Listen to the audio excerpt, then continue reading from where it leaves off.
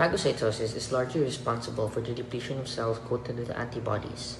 Cells opsonized with the IgG antibodies are recognized by the phagocyte Fc receptors, which are specific for the Fc portions of some IgG subclasses. In addition, where IgM or IgG antibodies are deposited on the surfaces of the cells, they may activate and complement the system by classic pathway. Complement activation generates the byproducts mainly C3b and C4b, which are deposited on the surfaces of the cells and are recognized by the phagocytes that express receptors for these proteins. Antibodies that react with antigens present on the cell surfaces or in the extracellular matrix cause disease by destroying cells, triggering inflammation, and interfering with the normal functions. So the antibodies may be specific for normal cells or tissue antigens, or for exogenous antigens such as chemical or microbial proteins that bind to cellular surface or tissue matrix. The antibody-dependent mechanisms that cause tissue surgery and disease are illustrated and following. So examples of antibody-mediated diseases for type 2 hypersensitivity are the following.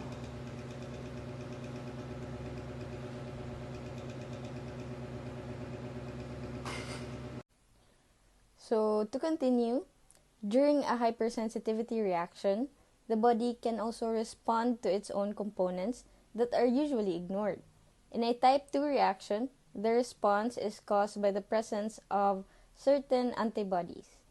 Under normal conditions, antibodies are produced during an adaptive immune response to fight off pathogens.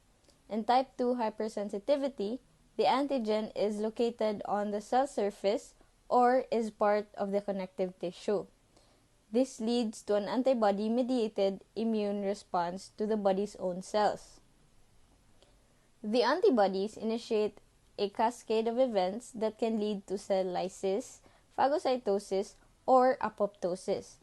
Therefore, a type 2 hypersensitivity reaction is also called an antibody-dependent cell-mediated cytotoxic response. Antibody binding to the antigen primarily activates the complement system. This system comprises specific plasma proteins that act as a cascade, mediating further activation of immune cells and heightening the intensity of the response. The complement cascade is triggered by a complement protein that binds to the antigen antibody complex on the cell. This leads to further activation of further complement proteins through cleavage of small fragments. These fragments are chemotactic, meaning they attract immune cells such as neutrophils, which binds to the antibody via Fc receptors present on the surface.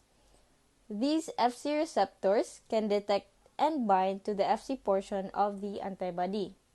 After binding, the neutrophils generate aggressive substances such as radical oxygen species. So these substances cause cellular damage, inflammation, and eventually cell death. It is important to note here that hypersensitivity type 2 reaction is an antibody response against an antigen on the surface of cell membranes.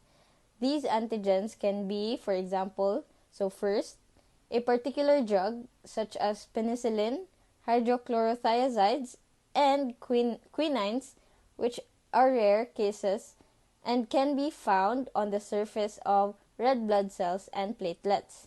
Second is an antigen could be a part of a bacteria.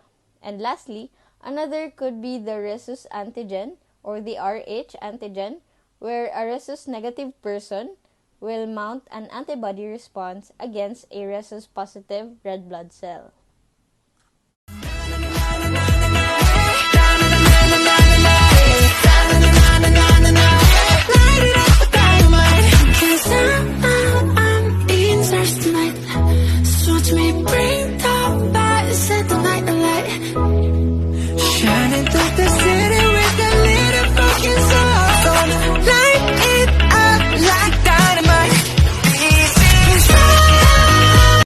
Some screening tools used to screen for hypersensitivity.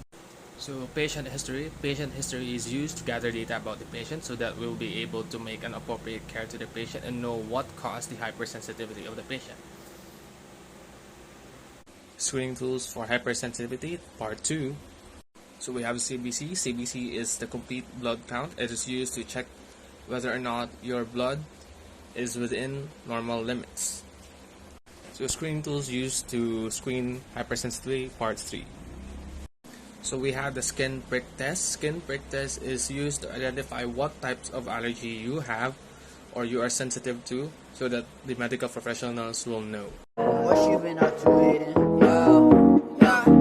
I've been dancing in my room, swaying my feet, trying to